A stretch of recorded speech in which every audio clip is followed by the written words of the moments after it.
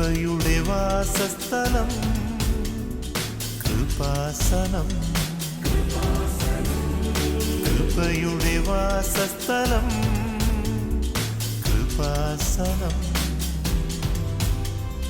വേദനിക്കുന്നവർക്കെന്നും ആത്മധൈര്യത്തിനഭിഷേകം, വചനത്തിനഭിഷേകം, ആത്മസൗഖ്യത്തിനഭിഷേകം. വരുവിൻ നിങ്ങൾ യേശുവിൻ സന്നിധേ, അവനേകും സാന്ത്വനം. കൃപയുടെ വാസസ്ഥലം കൃപാസനം. കൃപയുടെ വാസസ്ഥലം കൃപാസനം.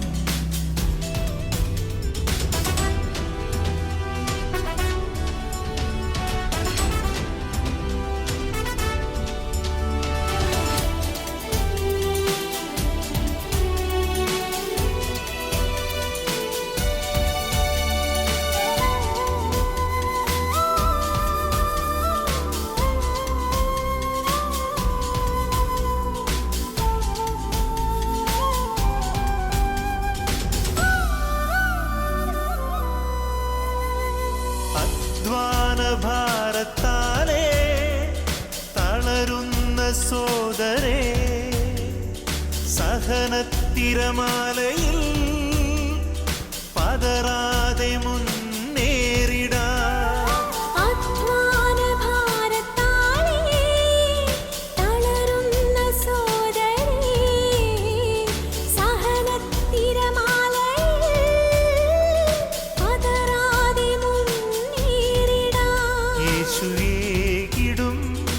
അഭിഷേകം സാന്ത്വനാഭിഷേകം.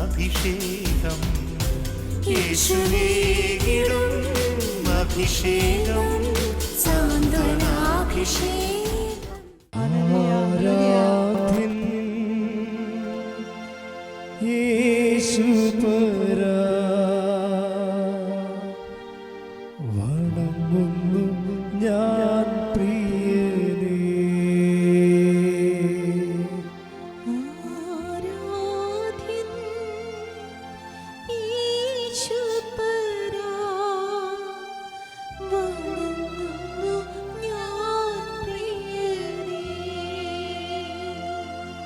തേജസ്സേയും നിൻമുഖമെൻ ഹൃദയത്തിനാനന്ദമേ.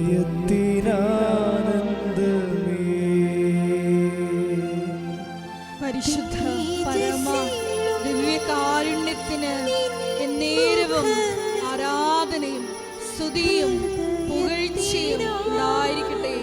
പരിശുദ്ധ പരമ ദിവ്യകാരുണ്യത്തിന് എന്നേരവും ആരാധനയും സ്തുതിയും പുകഴ്ചയും ഉണ്ടായിരിക്കട്ടെ. പരിശുദ്ധ പരമ ദിവ്യകാരുണ്യത്തിന് എന്നേരവും ആരാധനയും സ്തുതിയും പുകഴ്ചയും ഉണ്ടായിരിക്കട്ടെ.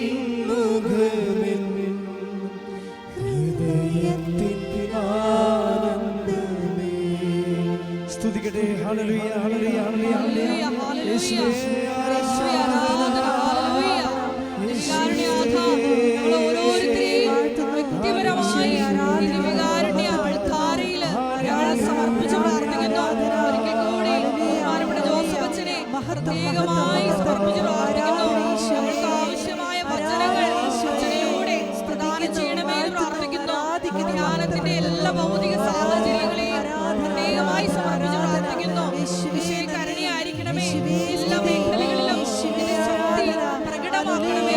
ഞങ്ങളെല്ലാവരിലും നിന്റെ അഭിഷേകം നിറയ്ക്കണമേ. Hallelujah hallelujah. മഹത്വം മഹത്വം. ആരാധന ആരാധന. Hallelujah hallelujah. ഉടമ്പടി ഇതൊരു നൊവേന പ്രാർത്ഥനയോ അല്ലെങ്കിൽ മറ്റു തരത്തിലുള്ള പ്രാർത്ഥനയോ അല്ല. ഇതൊരു പദ്ധതിയാണ്. ഇതിനകത്ത് വരുന്ന ഒരു കക്ഷി ദൈവമാണ്. കക്ഷിയാണിത് വരണത്. അല്ലാതെ നമ്മളിങ്ങനെ സിംഗിൾ എഡ്ജായിട്ട് പ്രാർത്ഥിച്ച് വിടുന്ന ഒരു വിശ്വാസത്തിൻ്റെ ഒരു എക്സ്പ്രഷൻ അല്ല. നമുക്ക് വിശ്വാസത്തിൻ്റെ എക്സ്പ്രഷൻ എന്ന് പറയുമ്പോൾ അതുകൊണ്ട് തന്നെ ഇതിൻ്റെ ഔട്ട്പുട്ട് എന്ന് പറയുന്നത് ഗംഭീരമാണ്. ഗംഭീരത്തിൻ്റെ മേജറായിട്ടുള്ള സംഭവങ്ങളാണ്. പക്ഷെ മേജർ മല ഇങ്ങനെ ചിറക് വെച്ച് പറന്നു പോണ പോലെയൊക്കെ നമുക്ക് തോന്നും. മലയാണ് ഇരിക്കണത്, പക്ഷേ ഈ സാധനം ഇപ്പം അതിന് ചിറക് പിടിപ്പിച്ചിട്ട് ഈ സാധനം ലിഫ്റ്റ് ചെയ്ത് പോകണ പോലെ തോന്നും. അത്രയ്ക്ക് പെട്ടെന്നാണ് ഈ സംഭവം നടക്കുന്നത്. ഉടമ്പടിയുടെ കാര്യം ഇത് ഒരു വശത്ത് നിൽക്കുന്ന ദൈവമായത് കൊണ്ടാണ്. മാതാവിനെ പരിശുദ്ധാത്മാവ് നൽകിയ മാതാവിന് നമ്മൾ കുറേ പേര് വെക്ക് പറഞ്ഞു വിളിക്കത്തില്ലേ, എല്ലാം സത്യമായ പേരുകളാണ്. ഒരു പേരെന്താണ്? ബോധജ്ഞാനത്തിൻ്റെ സിംഹാസനം. അതാണ് ഇത് ഇടിവെട്ട് സാധനം. ബോധജ്ഞാനം എന്ന് വെച്ചാൽ നിൻ്റെ കുടുംബം, നിൻ്റെ കുഞ്ഞുങ്ങൾ, നിൻ്റെ ഭാവി എല്ലാം രക്ഷപ്പെടുത്താനുള്ള ബോധജ്ഞാനം ഇവർക്കുണ്ട്. ഇവിടെ ബോധജ്ഞാനം ഉണ്ടാകാൻ കാരണം വെച്ച് കഴിഞ്ഞാൽ ബോധജ്ഞാനം എല്ലാവർക്കും ഉണ്ട്, അതിനൊരു സംശയമില്ല. പക്ഷെ ബോധജ്ഞാനം ഉണ്ടാകുന്നതിനേക്കാളുപരി ഈ ബോധജ്ഞാനം പ്രവർത്തിക്കാനുള്ളൊരു ഫോർമാറ്റില്ലേ, അവിടെയാണ് മേരി നമ്മളെക്കൊന്ന് വ്യത്യസ്തയാകണത്.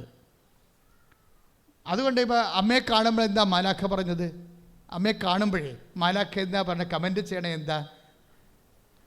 ദൈവകൃപ നിറഞ്ഞവളെ സ്വസ്തി. അതാണ് ഇപ്പം ലുക്ക 1:28 ഇടിവെട്ട് വചനമാണ്.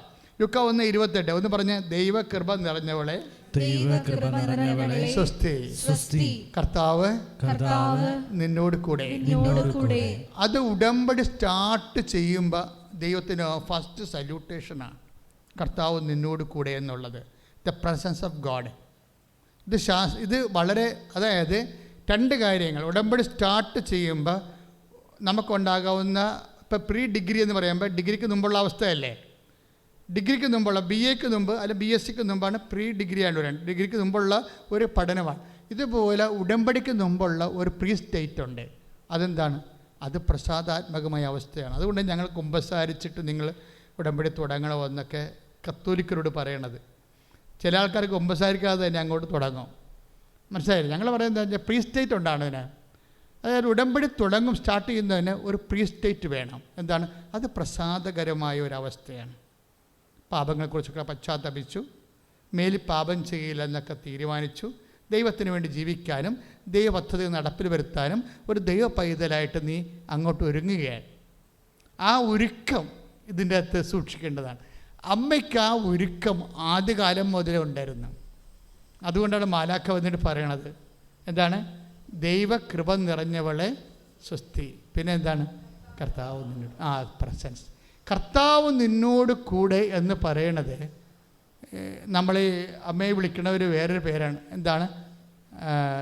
വാഗ്ദാന പേടകമേ ഞങ്ങൾക്ക് വേണ്ടി അപേക്ഷിക്കണമേ. അപ്പോൾ ബോധജ്ഞാനത്തിൻ്റെ സിംഹാസനം എന്ന് വിളിക്കണ പോലെ തന്നെയുള്ള ഒരു സംഭവമാണ് പരിശുദ്ധാത്മാവിൻ്റെ ഇരിപ്പിടം എന്നാണ് ബോധജ്ഞാനത്തിൻ്റെ സിംഹാസനം. അതുപോലെ തന്നെ വിളിക്കുന്ന പേരാണ് വാഗ്ദാന പേടകമേ. വാഗ്ദാന പേടകത്തിൽ എന്താ ഉള്ളത്? പഴയ വാഗ്ദാനങ്ങളുടെ ഒരു പേടകമാണ്. മറിയം ആരാണെന്നാണ് പറയണത്? വാഗ്ദാനങ്ങളുടെ ഒരു പെട്ടി, പേടകമാണ്. വാഗ്ദാനങ്ങളെന്ന് പറയുമ്പോൾ അറിയാമല്ലോ, ഒരു മനുഷ്യനെ അവൻ്റെ ഫിസിക്കാലിറ്റിയും സ്പിരിച്വാലിറ്റിയും അവൻ്റെ ഈ ഇറ്റേണിറ്റി, അവൻ്റെ ടെമ്പറലായിട്ടുള്ള ഭൗതികമായ ജീവിതവും അവൻ്റെ നിത്യജീവിതവും ഒക്കെ മെയിൻറ്റെയിൻ ചെയ്യാൻ വേണ്ടിയുള്ള ദൈവത്തിൻ്റെ സൊല്യൂഷനാണ് വാഗ്ദാനമെന്ന് പറയണത്. പിടികിട്ടിയ? വാഗ്ദാനമെന്ന് പറയണത് ദൈവം തരുന്ന ദേശത്ത് പെറ്റുപെരുകി വിശ്വസ്തയോടെ അഭിവൃദ്ധിയോട് ജീവിക്കാനുള്ള ആധ്യാത്മികവും ഭൗതികവുമായ സംവിധാനത്തിനാണ് ഉടമ്പടി എന്ന് പറയണത്. അതുകൊണ്ട് പൗലോസ് അപ്പോസ്തലൻ വളരെ കൃത്യമായിട്ട് പറയും എന്താണ്? ഒരു ഫിസിക്കൽ എക്സർസൈസ് എന്ന രീതി ബൈബിളിൽ ഇതുകൊണ്ട് കുറച്ച് പ്രയോജനമുണ്ട്. ശാരീരികമായ. ഇപ്പോൾ 2 തിമോത്തിയാണെന്നുണ്ട്. 1 തിമോത്തി 4:8. 1 തിമോത്തി 4:8 ഒന്ന് വായിച്ചോളൂ. ശാരീരികമായ പരിശീലനം കൊണ്ട് ഏറ്റു പറയുക. ശാരീരികമായ പരിശീലനം കൊണ്ട് കുറച്ച് പ്രയോജനമുണ്ട്. ക്ലിയർ. അതായത് നോക്കിയേ, അതായത് ശാരീരിക, അപ്പം ചില പ്രാർത്ഥനാ രീതികളൊക്കെ കാണുമ്പോൾ അത് ശാരീരികമായ പ്രയോജനം രീതികൾ കൊണ്ട്, ആ രീതി കൊണ്ട് ശാരീരികമായ കുറച്ച് പ്രയോജനമുണ്ട്. അത് തെറ്റല്ല, ശരിയായ കാര്യമാണ്.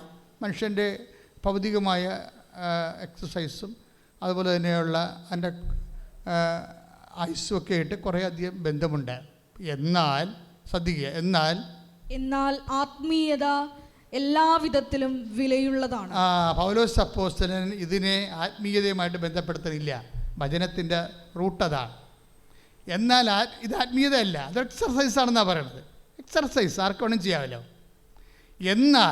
എന്നാൽ അടുത്ത വായിച്ചേ. ആത്മീയത എല്ലാവിധത്തിലും വിലയുള്ളതാണ്. ഒന്ന് ഏറ്റു പറഞ്ഞേ. എന്നാൽ ആത്മീയത എല്ലാ വിധത്തിലും വിലയുള്ളതാണ്. 1 തിമോത്തി 4:8. അടുത്ത വചനം വായിക്കുക. എന്തുകൊണ്ടെന്നാൽ അത് ഏറ്റു പറയുക. അത് ഈ ജീവിതത്തെയും വരാനിരിക്കുന്ന ജീവിതത്തെയും സംബന്ധിക്കുന്ന വാഗ്ദാനങ്ങൾ ഉൾക്കൊള്ളുന്നു. Praise the Lord. ഇതിനകത്ത് വരുന്ന വിഷയം കണ്ട 1 തിമോത്തി 4:8 ശാരീരികമായ എക്സസൈസുകളുണ്ട്, കുറച്ച് ഗുണങ്ങളുണ്ട്. അത് ശാരീരികമായ ഫിസിക്കലായിട്ടുള്ള ആനുകൂല്യങ്ങളാണ്. പക്ഷേ ഇറ്റ് ഈസ് നോട്ട് സ്പിരിച്വാലിറ്റി. അവിടെയാണ് പ്രശ്നം വരുന്നത്. അത് ആത്മീയതയല്ല, ഗോൾഡിനെസ് അല്ല. പിന്നെ എന്താണ് ഗോൾഡിനെസ് എന്ന് പറയണത്? ആധ്യാത്മികത എന്ന് പറയണത് എന്താണ്? ആധ്യാത്മികത ഇതിനേക്കാൾ ഉന്നതമാണ്. അതെന്താണ്? 2 കാര്യങ്ങളാണ് പൗലോസപ്പൻ ആധ്യാത്മികതയിൽ പറയണത്. എന്താണ്? ഒന്നാമത്തെ എന്താണ്? വായിച്ചോളൂ. ഈ ജീവിതത്തെയും ആധ്യാത്മികത ഈ ജീവിതത്തെയും പറഞ്ഞേ. ഈ ജീവിതത്തെയും വരാനിരിക്കുന്ന ജീവിതത്തെയും സംബന്ധിക്കുന്ന വാഗ്ദാനങ്ങൾ ഉൾക്കൊള്ളുന്നു. Praise the Lord. അപ്പോഴെന്താ സംഭവിച്ചാൽ ഈ ജീവിതത്തിനാണെങ്കിലും വരാനിരിക്കുന്ന ജീവിതത്തിനാണെങ്കിലും ഇതിൻ്റെ മേൽഗതിക്ക് വേണ്ടത് എന്താണ്? വാഗ്ദാനമാണ്. ഇവിടുത്തെ പോയിന്റ് പിടിക്കുക. ഈ ജീവിതത്തിന് വേണ്ടി ആണെങ്കിലും വരാനിരിക്കുന്ന ജീവിതത്തിന് വേണ്ടിയാണെങ്കിലും നമുക്ക് വേണ്ടത് എന്താണ്? വാഗ്ദാനങ്ങളാണ്. വാഗ്ദാനം എന്ന് പറഞ്ഞാൽ എന്താണ്? ഈ വാഗ്ദാനമാണ് ഉടമ്പടിയിലൂടെ കരഗതമാകുന്നത്. ഇതാണ് ഇതിൻ്റെ അത് വരുന്ന വിഷയം. ഉടമ്പടിക്ക് നമ്മളെപ്പോഴും പറഞ്ഞത് എന്താണ്? ഈശോമിശ വാഗ്ദാനങ്ങൾക്ക് ഞങ്ങൾ യോഗ്യരാകുവാൻ സർവേശ്വര പരിശുദ്ധ മാതാവ് ഞങ്ങൾക്ക് വേണ്ടി അപേക്ഷിക്കുന്നു. അപ്പോൾ വാഗ്ദാനങ്ങൾക്ക് വേണ്ടി നമ്മൾ യോഗ്യരാകാൻ വേണ്ടി ദൈവം മാധ്യസ്ഥയായി വെച്ചിരിക്കുന്നത് പരിശുദ്ധ അമ്മയായിരിക്കുന്നത് ഈ കാനായിലെ കല്യാണത്തിലെ ആശയ പരിസരത്തിൻ്റെ ഭാഗത്തുനിന്ന് വരുന്ന ഒരു പുതിയ ദൈവത്തിൻ്റെ വെളിപാടാണ്. എന്ന് വെച്ചാൽ ഈ ജീവിതം മാത്രമല്ല, ആധ്യാത്മികതയിലുള്ള എന്താണ്? വരാനിരിക്കുന്ന ജീവിതമുണ്ട്. ഈ ജീവിതം 2 കാര്യങ്ങളാണ് ഒരു മനുഷ്യനെ ഉള്ളത്. എന്താണ്? ഈ ജീവിതവും വരാനിരിക്കുന്ന ജീവിതവും. ഇത് രണ്ടിനും എന്താ വേണ്ടത്? വാഗ്ദാനമാണ് വേണ്ടത്. ഈ 2 വാഗ്ദാനം എവിടെയുണ്ട്? ആത്മീയത. ബൈബിൾ മുന്നോട്ട് വെക്കുന്ന ആധ്യാത്മികതയിലുണ്ട്. അതുകൊണ്ട് ഓരോ വിഷയം ഇപ്പം തന്നെ ഞാനൊരു കാര്യം പറയട്ടെ. കാനായിലെ കല്യാണത്തിൽ എന്താ സംഭവിക്കുന്നത്? കാനായിലെ കല്യാണത്തിൽ സംഭവിക്കുന്നത് അവർക്ക് വീഞ്ഞ് തീർന്നു പോകുന്നു. അതാണ് സംഭവം. വീഞ്ഞ് തീർന്നു പോകുന്ന അമ്മ ഇവിടെ വിജയിക്കണം. എന്താ സംഭവം എന്നറിയാവോ? പെട്ടെന്ന് ഈ വിഷയത്തെ ദൈവ തിരുസേനയിലേക്ക് ഉയർത്താൻ വിത്തിൻ നോ ടൈം, ഒരു സെക്കൻഡ് തോട്ടില്ലാതെ പ്രൈമറി ലൈറ്റ്നിങ് റഷിങ് വന്നതാണ് ഇതിൻ്റെ വിജയമെന്ന് പറയണത്. ഇത് പറഞ്ഞ മനസ്സിലായില്ലേ? കാര്യം ഒരു വിഷയം ഉണ്ടാകുമ്പോൾ ഒരു മനുഷ്യൻ ദൈവത്തിൻ്റെ അടുത്ത് വരുന്നത് എപ്പോഴാണ്? ആശുപത്രിയിലൊക്കെ പോയി ഡോക്ടറെ കണ്ട് അവിടെ നിന്നൊക്കെ തള്ളി വീടിന് കടം വന്ന് അതിന് ലോണൊക്കെ എടുക്കാൻ നോക്കി ബാങ്കുകാരെ തള്ളി മൊത്തം തള്ളം മേടിച്ച് കഴിയുമ്പോഴാണ് കർത്താവിൻ്റെ അടുത്ത് വരുന്നത്. ഇല്ലേ? ഇവിടെയാണ് പ്രോബ്ലം. നിങ്ങൾ പരാജയപ്പെടുന്നത് ഇവിടെയാണ്. കണ്ടവനൊക്കെ പിടിച്ച് കടുത്ത് തള്ളി കഴിയുമ്പോഴാണ് കർത്താവിൻ്റെ അടുത്ത് ഒടിഞ്ഞു മടങ്ങി വരേണ്ടത്. This is wrong. അമ്മ അങ്ങനെയല്ല. അവിടെയാണ് വിഷയം. അമ്മ അങ്ങനെ ഇതാണ്. അതായത് അമ്മയുടെ സ്പിരിച്വാലിറ്റി എന്ന് പറയുന്നത് ആ ഒരു കാര്യങ്ങളെ സമീപിക്കുന്ന രീതി കണ്ട ഇമ്മീഡിയറ്റ് റഷാണ്. ബൈബിള് ഈ കാര്യങ്ങളെല്ലാം ഇപ്പോൾ വേണമെങ്കിൽ, ഇപ്പോൾ ഉദാഹരണത്തിന് വിശുദ്ധ ലൂക്കാ സുവിശേഷം 11:5 ഈശോ ഒരു കഥ പറയണതാണ്. നിങ്ങളിൽ ഒരുവന് ഒരു സ്നേഹിതൻ ഉണ്ടെന്നിരിക്കട്ടെ. ലൂക്കാ 11:5. അർദ്ധരാത്രി അവൻ്റെ അടുത്ത് ചെന്ന് അവൻ പറയുന്നു എന്താ പറയണേ? സ്നേഹിത, എനിക്ക് 3 അപ്പം വായ്പ തരിക. ദാറ്റ് ഈസ് സ്നേഹിത, എനിക്ക് 3 അപ്പം വായ്പ തരിക. അവിടെ എന്താ സംഭവം? വായ്പയാണ്. ഈ കാനായിലെ കല്യാണത്തിൽ വിഞ്ഞു തീർന്നു പോകുമ്പോഴേ വായ്പ എടുക്കാനുള്ള പൊസിഷനുണ്ട് അവിടെ. കാര്യം യഹൂദൻ ചെയ്യണ പരിപാടിയാണത്. പറഞ്ഞ മനസ്സിലായില്ലേ? പക്ഷെ അമ്മയുടെ തലയിൽ ഉടനെ ഈ ലോൺ കയറത്തില്ല. ഉടനെ ലോൺ എടുക്കണമെന്ന് സംഭവം കയറത്തില്ല. അത് ക്രിസ്തുവിൻ്റെ സ്ഥാനമാണെന്ന് അമ്മയ്ക്കറിയാം. ഇതിവിടെയാണ് പ്രോബ്ലം വരുന്നത്. നമ്മൾ തമ്മിൽ അമ്മയും തമ്മിലുള്ള പ്രോബ്ലം വരുന്നത് ഇവിടെ വെച്ചാണ്. അമ്മയ്ക്ക് പെട്ടെന്ന് അതെന്താണ്, ഈ 11:05 എന്താ സംഭവിക്കണത്? ഒരു എമർജൻസിയാണ് വരണത്. ഒരുത്തൻ്റെ വീട്ടിൽ രാത്രി വേറൊരു ഗസ്റ്റ് വരികയെ. വിശുദ്ധ ലൂക്കാൻ്റെ സുവിശേഷമാണ്. അവർ ഉറങ്ങിക്കഴിഞ്ഞാണ് ആ ഗസ്റ്റ് വരുന്നത്. കർത്താവ് ആ കഥ കൊണ്ടുവന്ന് ബ്രിമ്മിലിങ്ങനെ എഡ്ജിൽ നിർത്തിയിരിക്കുകയാണ്. കാര്യം വേറെ ഒരു പണിയും നടക്കാത്ത ഒരു സിറ്റുവേഷനിൽ കൊണ്ടുവന്ന് നിൽക്കണത്. വേറെ ഒരു പണിയും വേറെ ഏതെങ്കിലും തരത്തിൽ നമുക്ക് ഒന്ന് കൈകാര്യം ചെയ്യാൻ പറ്റാത്ത രീതിയിൽ ഒരു ഇരുട്ടത്ത് കൊണ്ടുവന്ന് ആ വിഷയം നിർത്തുകയാണ്. ഇരുട്ടത്ത് നടക്കേണ്ട ഒരു കഥയാണത്, അല്ലേ? ഒരു അർദ്ധരാത്രിയാണ് നടക്കുന്നത്. അർദ്ധരാത്രി നമ്മുടെ ജീവിതത്തിൽ ഇതുപോലെ ചില സമയത്ത് നമ്മൾ ഇരുട്ടിലായി പോകും. എന്ത് ചെയ്യണമെന്ന് അറിയാൻ പാടില്ലാത്തൊരവസ്ഥയാണ് ഇരുട്ടെന്ന് പറയുന്നത്. എന്നിട്ട് ഇരുട്ടിൽ ഒരു ഗസ്റ്റ് വരികയാണ്. അപ്പോൾ ഒരു ഇരുട്ടിൽ ആകപ്പാട് ചുറ്റും ഇരുട്ട്. അപ്പോൾ ഒരു വിഷയം ഇങ്ങനെ ഡെവലപ്പ് ചെയ്ത് വരും. നമുക്കൊരു അത്യാവശ്യം ഡെവലപ്പ് ചെയ്ത് വരും. ഇപ്പം നിൻ്റെ അപ്പം തന്നെ രാത്രി നെഞ്ചുവേദന എന്ന് പറയണത് രാത്രി 2 മണിക്കായിരിക്കും. നമ്മളിതിരിട്ടായി. നമ്മളെന്താ ചെയ്യണത്? ഉടനെ തടകി കൊടുക്കും ആദ്യം. അപ്പോഴും ഭാര്യ വിശ്വാസപ്രമാണം ചെല്ലത്തില്ല. തടകാനേ അറിയാൻ പറ്റത്തുള്ളൂ. ഫിസിക്കൽ ഇതവിടെ പ്രോബ്ലം. ഇതിനെ കഴിഞ്ഞാൽ ഒരു വിഷയം ഇതിൻ്റെ ഒരു പ്രയോറിറ്റിയുടെ പ്രശ്നമുണ്ട്. ആധ്യാത്മികത എന്ന് പറയുമ്പോൾ ആദ്യത്തെ ഫസ്റ്റ് ആക്ഷൻ തന്നെ ദൈവികമായിരിക്കണം. ഈ ദൈവത്തിൻ്റെ പ്രസൻസ് നമ്മൾക്ക് ലഭ്യമാകുന്നൊരു സാഹചര്യം ഉണ്ടായാൽ തീർച്ചയായിട്ടും നമ്മൾക്ക് അമ്മയെപ്പോലെ പ്രസാദകരമായ ഇമ്മീഡിയറ്റ് ഫസ്റ്റ് റെഫറൻസ് ദൈവം വരും. അപ്പം നിങ്ങൾ ചോദിക്കും, പ്രസൻസ്, ദൈവത്തിൻ്റെ പ്രസൻസ്, ഉടമ്പടിയുടെ ഏറ്റവും വലിയ ഗുണം എന്താ? ഉടമ്പടിയിൽ നിന്ന് കിട്ടുന്ന ആനുകൂല്യങ്ങളല്ല, മറിച്ച് എന്താണ്? ദൈവത്തിൻ്റെ പ്രസൻസ്. അതാണ് സഞ്ചാരി മാതാവ് എന്ന് പറയണത്.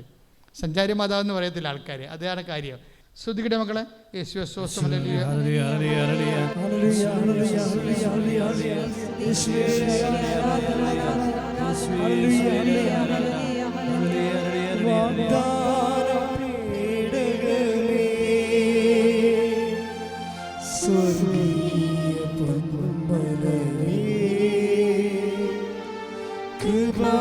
കൃപാസനത്തിൻ്റെ അമ്മേ, പ്രസാദപരമാതാവേ,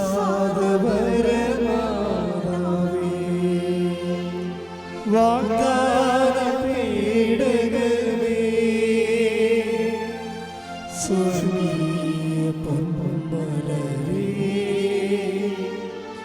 കൃപാസനത്തിൻ്റെ അമ്മേ,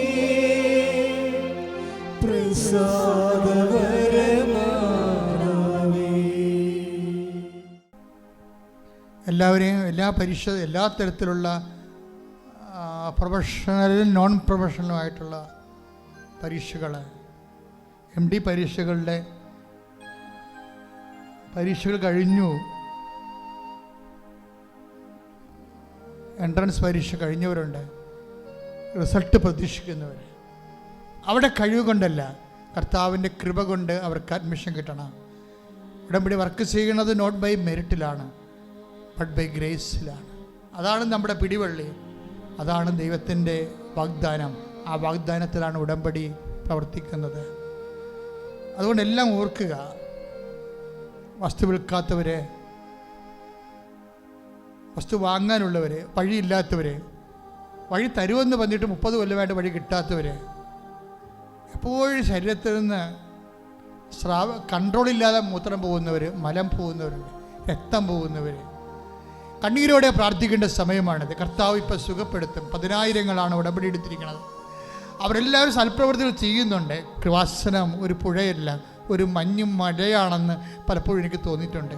ആ മലയിലൂടെ സൽപ്രവർത്തികളുടെ 10,000 നദികൾ ഒഴുകുകയാണ്. ഒരു കാരുണ്യ പ്രവൃത്തി ചെയ്യുന്നതിനെ പോരാ, 10,000 മനുഷ്യരെ കൊണ്ട് കാരുണ്യ പ്രവൃത്തി ചെയ്യിക്കുന്ന ഒരു ദൈവിക സംവിധാനമാണ് ഉടമ്പടി. ആ ഉടമ്പടിയുടെ എടുത്തിരിക്കുന്ന എല്ലാവരുടെയും പ്രാർത്ഥനകൾ നമുക്ക് എല്ലാവർക്കും അർഹതപ്പെട്ടതാണ്. കാര്യം എല്ലാം ഒരു അമ്മ എടുത്തുനിന്നാണ് ഉടമ്പടി എടുത്തിരിക്കുന്നത്. അമ്മയും നമ്മളെല്ലാവരും ഒന്നാണ്. അതുപോലെ തന്നെ അതിനേക്കാളും ശക്തമായി യേശുക്രിസ്തുവിനും അമ്മയാണ് യേശുക്രിസ്തുവിൻ്റെ നമ്മുടെ ജീവിതത്തിലെ ഇടപെടൽ ഉറപ്പുവരുത്തുന്ന മാധ്യസ്ഥ ശക്തി. അത് അപ്രതിരോധ്യമാണ്. അതുകൊണ്ട് തന്നെ ഉറപ്പായിട്ട് നമുക്ക് ഈ മാധ്യസ്ഥ പ്രാർത്ഥനയിൽ ആശ്രയം വെക്കാം. നെറ്റിയിലൊക്കെ കുരു വന്നിട്ട് പുറത്തു പോകാത്തവരെ, പാടുള്ളവർ പ്രാർത്ഥിക്കണം. നല്ല വിദ്യാഭ്യാസമുണ്ട്, എല്ലാം ഉണ്ട്, പക്ഷേ നെറ്റിയിലൊക്കെ പഴയ രോഗത്തിൻ്റെ പാടുകൾ കിടക്കുന്ന കാരണം കോംപ്ലക്സ് അടിച്ചിരിക്കുന്നവരുണ്ട്. സ്വയം വിഷമിച്ച് കണ്ണാടി നോക്കുമ്പോൾ ആവശ്യമില്ലാതെ വേദനിക്കുന്നവരുടെ ആന്തരിക സൗഖ്യം കിട്ടണം. അവർക്ക് കോൺഫിഡൻസ് പോയ ആൾക്കാരെ അമ്മേ ഇപ്പോഴും സമർപ്പിക്കുന്നു. ശാരീരികമായി എന്തെങ്കിലും വൈകല്യം കൊണ്ട് കോൺഫിഡൻസ് പോയവരുണ്ട്. ശരീരത്തിൽ മുഖത്ത് മീശൊക്കെ വളരുന്ന ഹോർമോൺ ഡെഫിഷ്യൻസി ഇംബാലൻസ് ഒക്കെ ഉള്ള ലേഡീസ് ഉണ്ട്. അവരുടെ കോൺഫിഡൻസ് അവർക്ക് പോയിരിക്കുക. അവിടെ എല്ലാം കർത്താവെ സ്പർശിക്കണമേ എന്ന് പ്രാർത്ഥിക്കുന്നു. അതുപോലെ ഓരോ രോഗങ്ങൾ, ചിരങ്ങുള്ളവർ. കഴിഞ്ഞ ദിവസങ്ങളിൽ ഒരു ഡെർമറ്റോളജിസ്റ്റിൻ്റെ സാക്ഷ്യം അമ്മ പറഞ്ഞു. എൻ്റെ മകൾ ഡെർമറ്റോളജിസ്റ്റാണ്, പക്ഷെ അവളുടെ കാല് ചിരങ്ങാണ്. അവൾക്കത് സുഖപ്പെടുത്താനുള്ള മരുന്ന് അവളുടെ കയ്യിലില്ല. അപ്പം ഞാൻ ഓർത്ത് പിന്നെ എന്താണ് ഇവർ പഠിച്ചത്. അപ്പം ഞാൻ അമ്മയോട് പറഞ്ഞു, അമ്മേ ഇനി വരുമ്പോൾ അവളുടെ കാല് നല്ല ഗ്ലാസ് പോലെ ഇരിക്കണമെന്ന്. ഞാൻ പറഞ്ഞതിന് ശേഷം പിന്നീട് അവൾ വന്നപ്പോൾ ഒരു മരുന്ന് ഉപയോഗിക്കാതെ ആ കാല് നല്ല പുതിയ കാല് പോലെ ഇരുന്നെന്ന്. അമ്മ എവിടെയെല്ലാമൊക്കെയാണ്. ഒന്നും അമ്മയുടെ കണ്ണിൽ നിന്ന് പുറത്തുള്ള കാര്യമല്ല, ഒന്നും അമ്മയോട് പറയാൻ പറ്റാത്ത കാര്യങ്ങളുമില്ല. എല്ലാം പറഞ്ഞ് എല്ലാ മേഖലകളിലും അമ്മ ക്രിസ്തുവുമായി നിന്നെ ഒന്നിപ്പിക്കുകയാണ്. അത് ഉടമ്പടി പോലെ ഒന്നിപ്പിക്കുന്ന, ദൈവമായിട്ട് നമ്മളെ ഒന്നിപ്പിക്കുന്ന ഒരു സംവിധാനം ഇല്ലെന്ന് വേണേൽ പറയാം. അല്ലെങ്കിൽ ഉണ്ടെങ്കിൽ നിങ്ങൾ പറയൂ ഏതാണെന്ന്. കാരണം ദൈവം ഉൽപ്പത്തി മുതൽ വെളിപാട് വരെ ചെയ്തിരിക്കുന്ന ഉടമ്പടിയാണ്. ആദിമസഭയോട് ദൈവം പറഞ്ഞതാണ്, നിന്റെ കണ്ണീരെല്ലാം ഞാൻ തുടച്ചു മാറ്റുമെന്ന്. ആദിമസഭയ്ക്ക് എപ്പോഴും മതപീഡനമായിരുന്നു. നൈജീരിയയിൽ ഇപ്പോഴും നമ്മൾ അനുഭവിക്കുന്ന പോലുള്ള മതപീഡനങ്ങൾ. ആ മതപീഡനത്തിൻ്റെ കാലത്തും ദൈവം വാഗ്ദാനം ഇറക്കി കൊടുത്തു, നിൻ്റെ കണ്ണുനീര് ഞാൻ ഒപ്പിയെടുക്കുമെന്ന്. അവിടുന്ന് നിന്റെ കണ്ണിൽ നിന്ന് കണ്ണീരില്ല ഒപ്പിയെടുക്കുമെന്ന്. അവസാനം വരെ ദൈവം ഉടമ്പടി തന്നെ പറഞ്ഞുകൊണ്ടിരുന്നത്. വാഗ്ദാനങ്ങൾ, ആധ്യാത്മികത എല്ലാത്തിലും വലുതാണ്. കാരണം അത് വരാതിരിക്കുന്ന ജീവിതത്തിൻ്റെ വാഗ്ദാനങ്ങൾ ഉൾക്കൊള്ളുന്നുവെന്ന് 1 തിമോത്തി 4:8 നമ്മൾ ധ്യാനിച്ചു. അത് ദൈവപൈതരെ, നിനക്ക് എന്തെങ്കിലും എവിടെയെങ്കിലും കുറഞ്ഞു പോയാൽ അടുത്ത സ്ഥലത്തേക്ക് തരുമ്പോൾ അത് റീഫണ്ട് ചെയ്യാം. കാര്യം എല്ലാം I will reinstate your life എന്നാണ്. നിൻ്റെ ഭാഗധേയത്തെ ദൈവം പുനഃസ്ഥാപിക്കാം. അതെല്ലാം വാഗ്ദാനങ്ങളാണ് വചനത്തിൻ്റെ. പ്രാർത്ഥിക്കുക, കർത്താവായ ദൈവമേ, ഞാനിന്ന് അനുഭവിക്കുന്ന എൻ്റെ ജോലി, എൻ്റെ വീട്, എൻ്റെ വിവാഹം, എൻ്റെ മക്കള്, അവരുടെ വിദ്യാഭ്യാസം, അവരുടെ ദുർനടപ്പുകള്, വീട്ടിൽ പ്രാർത്ഥനയില്ലാത്ത അവസ്ഥകള്, സാമ്പത്തിക കടങ്ങള്, വിൽക്കാത്ത ഭൂമി, വാങ്ങാൻ പറ്റാത്ത വീട്, എല്ലാ മേഖലകളിലും ദൈവമേ ഇടപെടണമേ. കുഞ്ഞുങ്ങളെ എവിടെ പഠിപ്പിക്കണം? പഠിക്കുന്ന സ്ഥലത്ത്, ജോലി ചെയ്യുന്ന സ്ഥലത്ത് ഭക്ഷണം കിട്ടി, സമാധാനത്തോടെ പണം കിട്ടി, ശമ്പളം കിട്ടി, ജീവിക്കാൻ പറ്റാത്തവര്, കിട്ടാത്തവര്, PR കിട്ടാത്തവര്, പലതരത്തിലുള്ള ജീവിത സമ്മർദ്ദങ്ങളുമായി ജീവിക്കുന്നവരെ ഇപ്പോഴേ ഏറ്റെടുക്കണമേ. മക്കളില്ലാത്തവരെ ഏറ്റെടുക്കണമേ. കേസുള്ളവരെ, കേസുകളുള്ളവരെ, വ്യവഹാരങ്ങളുള്ളവരെ ഏറ്റെടുക്കണമേ. ജീവിത ജോലികള്, വരുമാന മാർഗങ്ങള്, ഒന്നുമില്ലാത്തവരെ ഏറ്റെടുക്കണമേ. കച്ചവടമില്ലാത്തവരെ, കസ്റ്റമേഴ്സ് ഇല്ലാത്തവരെ, ഡെപ്റ്റ് നടപടി വരാൻ പോകുന്നവരെ, സാമ്പത്തിക കടങ്ങളുള്ളവരെ, കടം പരിഹരിക്കാൻ മാർഗമില്ലാത്തവരെ, രോഗികളെ, സുഖപ്പെടാത്തവരെ എല്ലാം ഏറ്റെടുക്കണമേ. ദൈവത്തിന്റെ കണ്ണ ചൊരിയട്ടെ, ദൈവത്തിന്റെ സൗഖ്യം നിറയട്ടെ. ശ്രുതിക്കട്ടെ.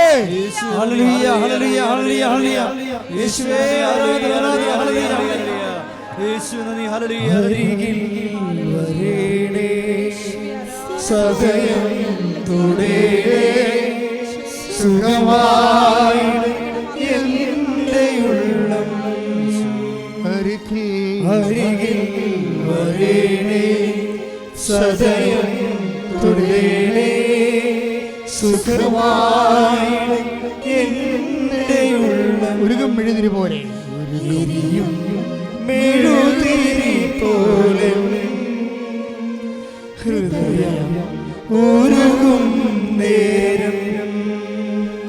അരികിൽ വരേണേ സദയം തുടരേ സുഖമായി എൻ്റെ ഉള്ളം.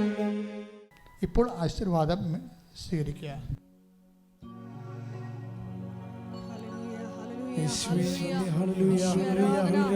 എല്ലാ ഉടമ്പടി നിയോഗങ്ങളെയും പ്രതീക്ഷയായ പരിശുദ്ധ അമ്മയുടെ മധ്യസ്ഥതയില് ദിവികാരുണ്യനാഥന്റെ മുന്നിൽ സമർപ്പിക്കുന്നു.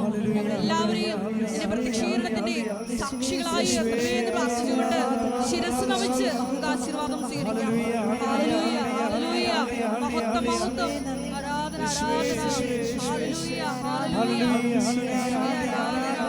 ഹല്ലേലൂയ, ഹല്ലേലൂയ, ഹല്ലേലൂയ, ഹല്ലേലൂയ, മഹത്വം, മഹത്വം, ആരാധന, ഹല്ലേലൂയ, ഹല്ലേലൂയ, യേശുവേ ആരാധന, യേശുവേ ആരാധന, യേശുവേ നന്ദി, യേശുവേ ആരാധന, യേശുവേ സ്തുതി, ഹല്ലേലൂയ, ആരാധന, ആരാധന, ഹല്ലേലൂയ, ഹല്ലേലൂയ, യേശുവേ നന്ദി, യേശുവേ ആരാധന, ഹല്ലേലൂയ.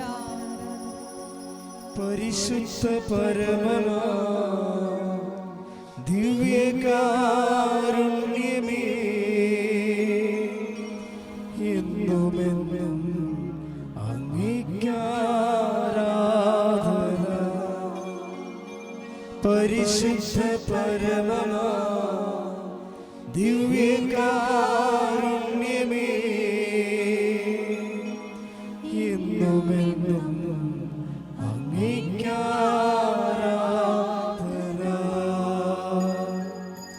പരിശുദ്ധ പരമമാ ദിവ്യകാരുണ്യമേ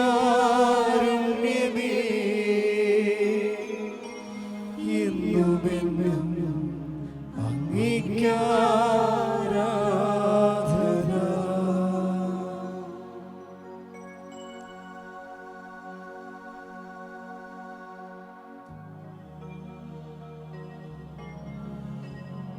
ആവേ